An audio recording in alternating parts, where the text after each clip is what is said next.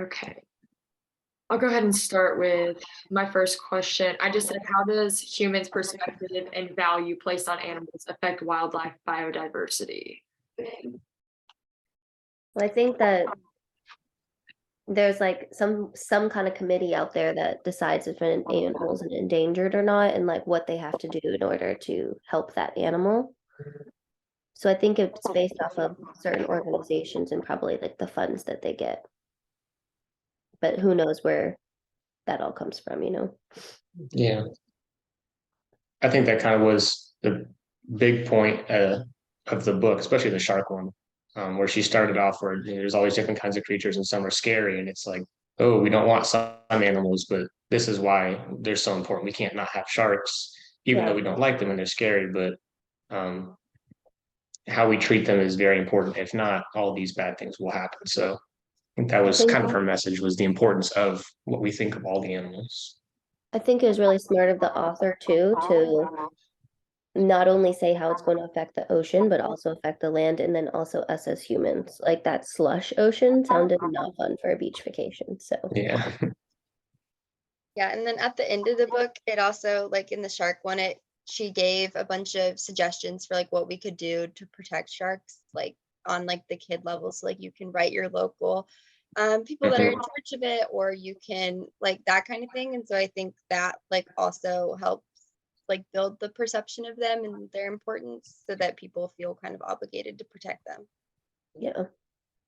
Um, and I think, obviously, like you guys have said, that it's important because I didn't realize the effect, that, losing one animal had on the rest of, like, you said the ocean, land, us, everything.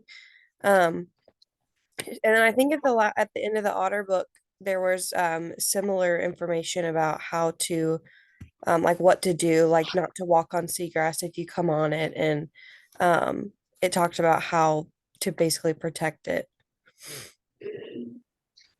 Awesome. That's exactly what I'm thinking. So, how did both texts integrate the concept of cause and effect?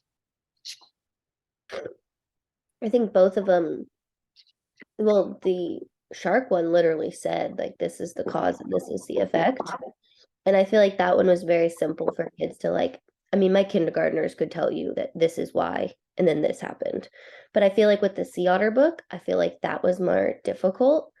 And like the cause and effect was more like your critical thinking. It wasn't just like laid out for you. And so I was like watching this one like book review on the Sea Otter one, and I think someone made a great point that like the shark book is like the book that you could just read to your kids. But I feel like a Sea Otter book is a book that you're gonna have to like read, stop, say this is important, why is this important, in the order for them to completely understand, because that one I feel like is a little bit more higher level. Mhm. For sure. I think just to add on to that, 'cause I do think both of them were centered around cause and effect. I liked how in the shark one that the main character was a young girl, so it kind of helped to highlight too that it's not just anyone's cause, it's the cause that you as students can make, and it's anybody how you treat the ocean animals, and it's all of us. It's not just adults, it's not just fishermen, but it's everybody how we treat the animals in the ecosystem. Yeah, that's a Yeah. great point. Okay. I don't know who's next on the chart. If you want to go ahead and read yours. Um, let's I don't have the chart up, but I have them written in my notes whenever it's my turn. Okay, you can go ahead and go. I think you're next. Yeah. Okay. So I said hypothetically, if another part of the ocean had seagrass like this part in Monterey Bay, do you think that they could just take a population of sea otters from somewhere, or that it would be a big long cause and effect of a moving a population? And then I said, on the other hand, how damaging could it be knowing how important the animal is to the ecosystem? Do you think that there's any quick fix? I think that, like you said, there would be an impact on the other bays also, because if you take something out of one area to try to fix it in another area, it's just going to have a rollover effect where you are trying to create a solution, but I feel like rather you're creating a bigger problem. I think that it should be an isolated bay where you are working to find whatever solution you can. But trying to balance it out from other bays. Because we saw that the other bays surrounding did not thrive, right? The seagrass was thriving. So I think since one is thriving, we should leave that one be and try to maybe mock the conditions in one bay, but not take away from that bay. I don't know how we would do that, but I'm sure scientists could figure that out. So it was like kind of like my thought behind the question was like, are sea otters really the fix, or are they just the fix for that particular part of this earth? Like, is it just that area? Or like if you take it and you take it go to New Zealand or something like that, it's probably going to be way different, and there might be a different fix in a different climate and a different ecosystem. That's very true. Yeah, that's a really good point. I think, I mean, if I don't want to say it wouldn't work just because of the way he did his experiment in the book, how he kind of like built his own little, seagrass areas with the animals and everything. I feel like you could try it, but I feel like it would take a lot of trial and error because like Claudia just said, if there's a different climate, different ecosystem, would that actually work? But I think it would be really interesting just to see, even if they move some just a little, just to a closer bay, just to see if sea otters truly do help seagrass or not. I feel like that'd be a cool experiment to try to do. Yeah, that's what I was thinking, like the whole thing, because the whole title of the book is like sea otters are saving this part of the planet. And it's like, well, is it just that part, or are they really doing a huge part globally? So my other question was, after reading this book with your children, do you think that you could give them any animal and that they would be able to see the cause and effect of the ecosystem if the animal were to die out? And what grade level do you think that they'd be able to do that at? I think it's a little bit different, but like when I imagine teaching these things in my class, since I do teach like special ed, I think that the sea otter book, like you were saying earlier, Claudia, would be a little bit more difficult.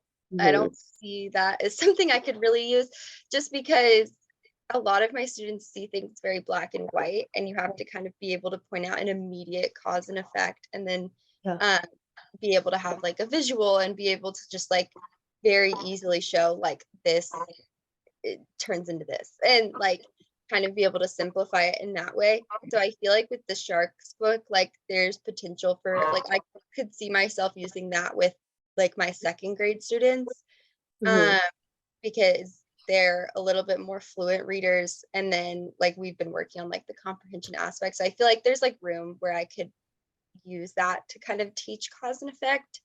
But with my younger students, I think just with like my class, I think it'd be more my first and second grade students than my kindergarten students with like the cause and effect. But a lot of my students are on a different kind of place in their learning than some of you guys' classes. So I agree. I don't think my kindergartners could do the sea otter book, but I think they could understand and comprehend the kindergarten book. Lady, you do first grade, right? Did you ask if they could take the concept of cause and effect and apply it to other animals? That was my original thought. Was like, if you read this shark book, specifically the shark book, if you read that to your kids and they could understand if sharks disappeared, A, B, C, D, E, F would happen. Do you think that they could take like, what if lions disappeared, and then how would that affect? And So what do you think they'd be able to? some of my students I think would be able to, and I teach first grade. However, we were just teaching central message. And after our assessment, we saw that none of our kids really understood central message of a text. They have a hard time grasping like the overall lesson that we learn from a book. So like even a book about it's always nice to be kind to one another, whatever. It's important to be kind to everyone. They have a hard time understanding that main idea that we're learning from the text. So I feel like taking the knowledge from this book and applying it to another situation might be difficult because they have a hard time applying what they learned in one text to their own life, let alone to another animal's life. So I do think that for a lot of my first graders, which I am in a lower area. So the reading comprehension and all that's really low anyways. That's where we struggle at. But I do think that maybe my gifted first graders could do it. But as far as the general population of my class, they would struggle significantly to even understand the cause and effect of the shark book. Okay, So, especially the sea otter one. They definitely, yeah. that was too much for me to understand at first. So I definitely don't think they would understand that one. But I do think they would think it was a cute book, the shark one. Just applying it to other things, they might struggle. Yeah, and I do think that's a really good question. I definitely think, especially for the Sea Otter book, you would have to go upper grades for them to be able to, because there were just so many pieces of that Sea Otter book. The shark one definitely was a lot easier, Mm. but I teach 3 through 5, but it's special ed, and I don't think maybe the shark book would work, but the way, like Olivia said, my kids are very black and white, and they can read, most of them can read pretty fluently, but they have no idea what they just read. Like they cannot tell me 1 or 2 details about what they just read. So I feel like in order for me to really show them cause and effect, I'd have to do something like concrete, or like I would have to show them an example in person versus using a book. Eventually maybe we could get to the book, but I do think, for if we're talking gen ed kids, I'm thinking is for sea otters, like an upper, like 4th and maybe just even 5th grade would be able to take what they learned from that book and apply it to, cause and effect with another animal. I was gonna say, I feel like it would be a really cute, like, kind of research project type of thing that you could do with like 4th and 5th grade. Like if you had Yeah. them read the books and then they got to pick an animal and research that animal and then maybe write their own little mini book about what if this animal disappeared. Yeah, I could see that being a super cute like activity for cause and effect. But yeah, like Taylor was saying, I definitely don't see myself like being able to use that in my classroom, just because if they were going to understand it, even just in the basis of like sharks with the shark book, I would literally have to like go get a shark and like create like a little mini ecosystem in a tank and then take it out and like the effect. Like that would yeah. be kind of how that would go. So yeah, I definitely see what she was saying about it having to be part of it. I think you're right, Olivia. I think 4th or 5th grade, I think that is like the age where they're able to take what they have learned and be able to apply it to something else. I think that's probably a good age around. Those are my two. Okay, so I am next. My first question was, do you think that both books have a personal message to children and their value as well? Like in reference to, is like an analogy, they fit in their ecosystem as the sharks do or the otters do. Why or why not? I don't think that the otter book had a personal message, because I feel like the shark book was more of a narrative.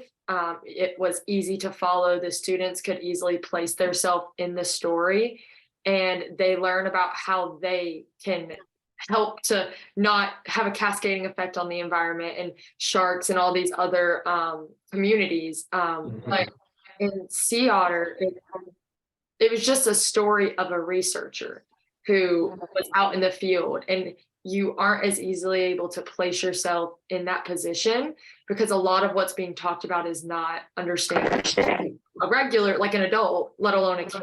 I really don't think that there was a personal message to the children. I think that in sharks, kids will realize, hey, I have to have a good value on, or a place of value on, sharks and dinosaurs, whatever it might be, whatever animal they're reading about, and take care of the environment because I can have an effect on it. But in sea otters, I feel like it's hard for them to see that correlation of how it pertains to their life in addition to the researcher's life, if that makes sense. Yeah, because the Sea Otter one was more of like a textbook. Like Mhm. that's what I would place it as.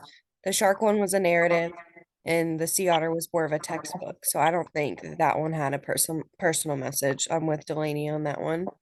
I agree as well. I think that the Sea Otter book was very much like it was like someone's study that they put into a book. Mhm. And so it's basically, yeah, like a textbook, a miniature textbook about this study. And so I feel like the kids wouldn't even be able to pick out the message there. They'd be like, well, what are we trying to do? Like, or is this the seagrass or is it the otters or what about the crab? Like, I just don't think that they would be able to.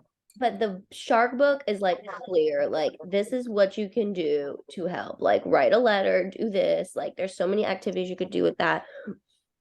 I just wish that like we would have had two books that would have been like for children. Because I feel like the Sea Otter book was not for children. Like that was like Delaney, you said like you had to read it 3 times because it was just so much full of information that like just like Yeah, you zone out for 1 second and you're like, what's happening? yeah. Well, that's what I kept getting lost Imagine a in. 5-year-old. I kept getting lost in, is this about sea otters? Is this about seagrass? Is this about sea hares? Is this about algae? Like, what is this about? Yeah. I agree. I had like prior knowledge about that. Like watched, I think it was like National Geographic or something like that had like this like miniature thing on this particular thing. I had some like background knowledge on it, but like if I just read that not knowing anything, I would have just been like way over my head. And like a 5-year-old sitting there, how in the world could a 5-year-old pick out the message, let alone a 10-year-old? I agree. I think too, like the Sea Otter book, it kind of reminds me of when I was doing student teaching in a 5th grade classroom, and they would like step by step go through a text and highlight, and then they would like go over the same text for like 1 to 2 weeks, and they would go through like, hey, we're going to highlight the main idea in this color, and we're going to highlight the supporting details in this color. And like I feel like that is like the process you would have to use with kids for this book, and then it would have to be like a discussion of like each thing for them to be able to really thoroughly understand it. But I mean, it could be a good book for that purpose, like if you're working on deciphering a more scientific text or like something like that. I feel like it could be used for that. But yeah, I definitely don't think it's super accessible for kids on their own at all. Okay, so my second one, looking more at the shark book, because I did think again that one was just more level towards my class. Thinking about a question that I would ask and kind of geared towards my class is, what do you think the value was in portraying the shark as scary in the beginning of the book? Seeing how it kind of comes full circle as well, they're actually very important. What do you think the value is in the beginning to making it kind of seem the opposite of like, hey, we have all these things we like, but I also think we it's have like scary almost things. It goes back to kind of my question, right? Like, how does human perspective and value placed on animals affect wildlife? It shows students that they have that perception of a shark, that this is what they think and why that's dangerous. So it doesn't just say, hey, you shouldn't think this. It provides students with exactly what they probably think already, saying, hey, sharks are scary.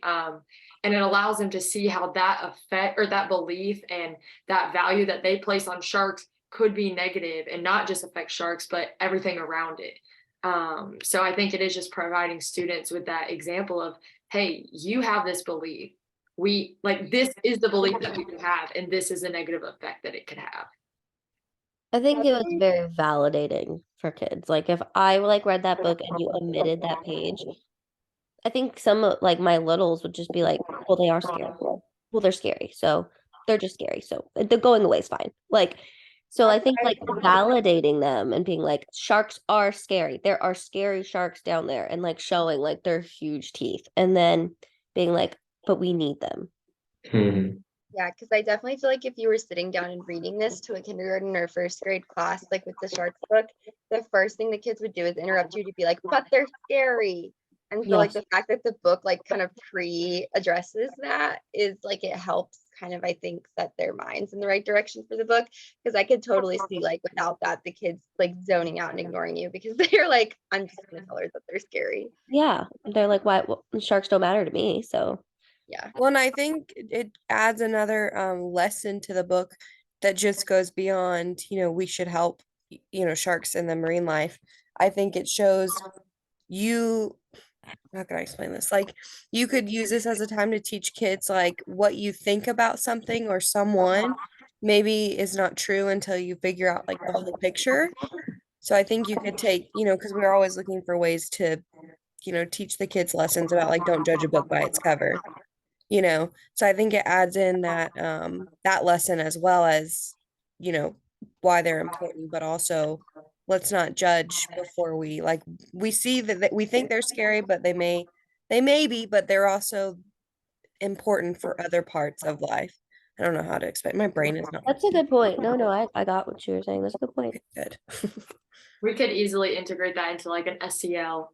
We have Right. time each week where on Friday we spend the whole block just teaching SEL stuff. So that would be a What's good SEL? social emotional learning. Okay. Yeah, so we're supposed to focus on problem solving and the way they should treat others and ways to follow the expectations and all that stuff. And I think that that would be a good one because where I work at, it's the demographics are pretty poor and the students really don't have a lot of good influences in their life. So using them to teach that lesson about you can't always judge people based on the outside would be great because a lot of my kids are really mean to one another and a lot of them have a lot of stuff going on at home that the other students Right. aren't aware of. So that would actually be Yeah. awesome. Because I live in the social emotional world because we teach social skills every day. But it could be more of like, maybe not just judge a book by its cover, but okay, this person might be a little, they might be a little, not that you would say this to a child, but they might be a little rough on the outside. But what can they bring to the table? Like we all have different strengths and weaknesses, so we can use that to build and, work together. So that might be another direction you can take it. So lots of avenues there with that book. Yeah, I was thinking about, because in my room we do SEL every day too. And I'm SBA, so we don't do, it's not exactly social skills each day. But yeah, we try to do like an SEL like exercise. And I think like if I was going to use that book to kind of go that route, I would kind of simplify it in terms of like, okay, sharks are scary, but they're good for us. What else is scary but good for us? And like you could come up with some kind of simple examples. Like sometimes going to school is scary, but it's good for us. Like things like that. So Mhm. yeah, I definitely do see the potential for using it there. Okay, I think I'm next. Do we want to keep going? Are we good? Go for it. Okay, cool.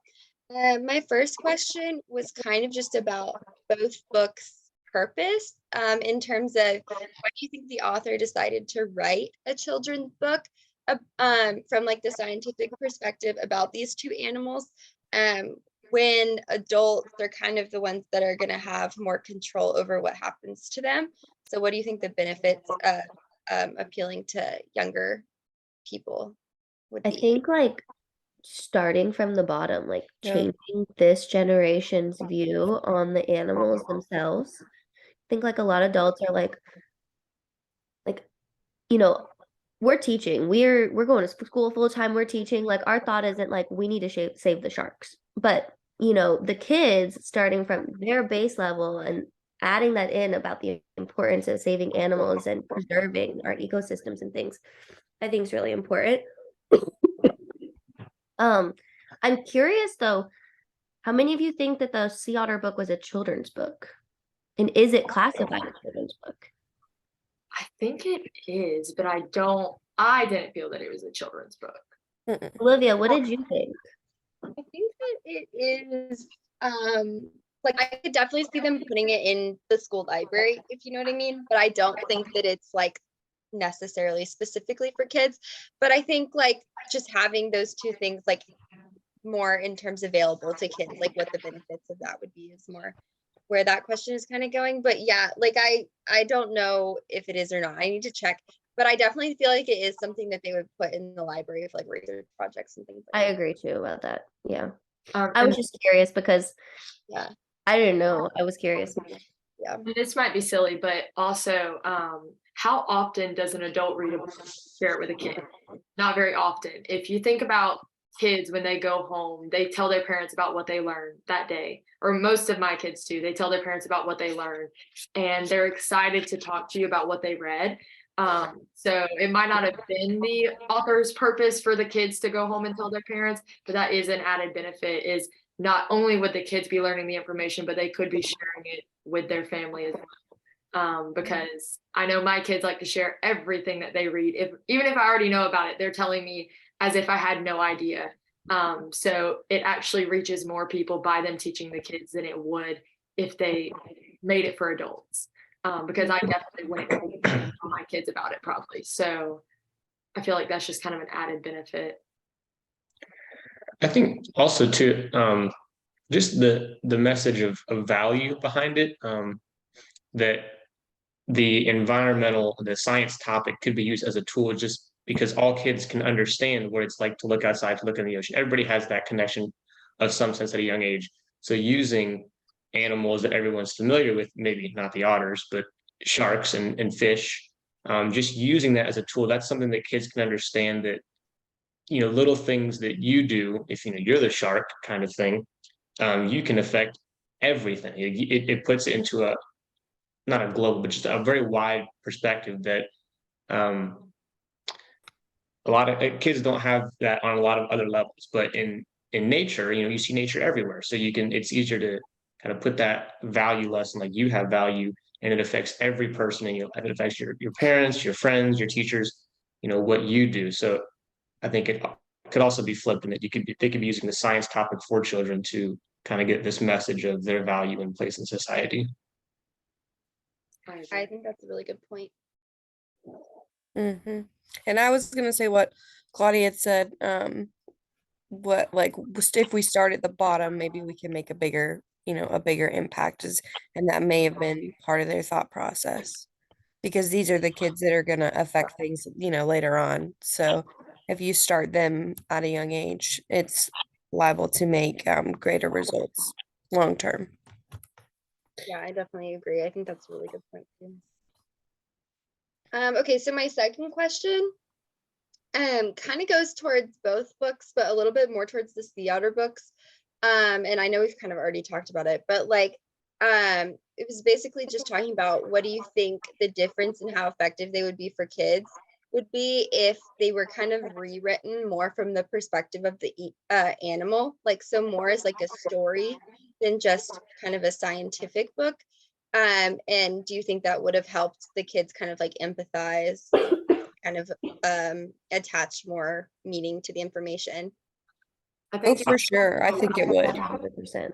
yeah, kids would be more engaged, because I wasn't even engaged in the otter book. So it was really, I didn't take the information as much as I did from the shark book and learn from it. So I think that if the book was written more as a narrative and they could see the cute character, that they would definitely be more engaged in it. And I think the information would be conveyed more to them than it currently is. Right. Well, and the language would be a lot more simpler if it was that way. You wouldn't have all these big scientific terms that kids are going to get lost in, because I got lost in it. So I know I know a young child's going to get lost in all those words.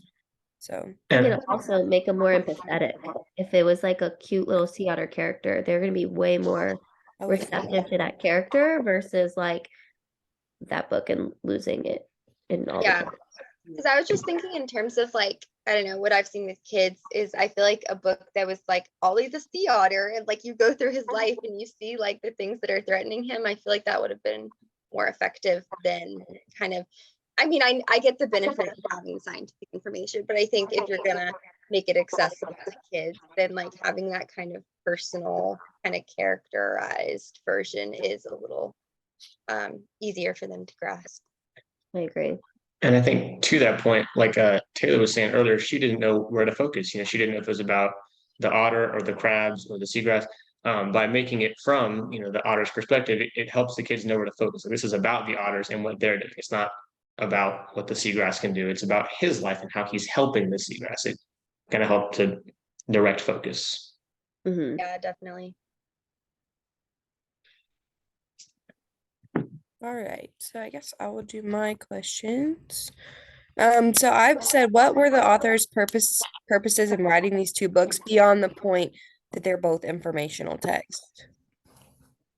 I think to inform children, or at least the shark book, I think, to Mhm. inform children. I think maybe the Sea Otter book was to publish the research maybe more, but I think that the shark book was purely written to inform children what would happen if sharks disappeared. Yeah. I think also the point I've been making, and could be wrong, but what I got was like, you are the shark. You can be the shark. You might think that you don't, so I mean you might not fit in, but that shows kids value. It shows that you are very important, that you affect everything around you. You play a bigger role than you think you do, regardless of your personal strengths and weaknesses. That's what makes you special and why you are important and needed. That's a good one. Yeah, I liked how you pulled that perspective from these books. I think that that's because if kids can make more of a personal connection, it's going to stick in their mind more. They're going to remember it. They're going to place value on it. So I like that. I like that perspective, and that's kind of what I was looking for. Beyond that, they're just informational. Like we know that they're giving us information, but I like that component of value you added, Drew. Mhm. I really have nothing to add. That was. Yeah, I agree. I know, try to beat that. No. There's nothing. Yeah, that's a good point, Drew. Mm-hmm. And I wouldn't have really taken that perspective, so that's cool that you did. How would extinction or disappearance of sea otters or sharks have a cascading effect on other sea or land animals in the surrounding environment? I think the shark book like broke that down really well, talking about like if the sharks disappeared, then the population of the plankton would explode. I'm sorry, my cat is on his absolute worst behavior right now. Okay. He's like trying to take everything off the walls in the background. So the population of the plankton would explode, and then it would create that like sea sludge that we talked about, and then that would affect the land animals because they wouldn't be able to fish in the ocean if they rely on the ocean for food, and then that would affect people because they wouldn't have the same like. So I think that book did a really good job of explaining like kind of the chain effect of if one thing in the ecosystem is disrupted, then it there was a specific term they used for it. It was yeah, yeah, exactly. So yeah, I think that's a good example of what would happen if one of those was removed. Obviously the sea otter one was not as easy to see, but I wrote it down that sea otters eat the big crabs, which are responsible for eating the sea hare, which munch on the algae, which is stuck on the seagrass. So with sea otters around, there are smaller crabs because they eat the big juicy crabs. Because there are smaller crabs, they eat less sea hares. So there are more sea hares to eat the algae off the seagrass. And this is how the seagrass remains healthy. Otherwise, I was not remembering the whole way. Yeah, but I mean, I did something similar and it took a while to reach that final conclusion.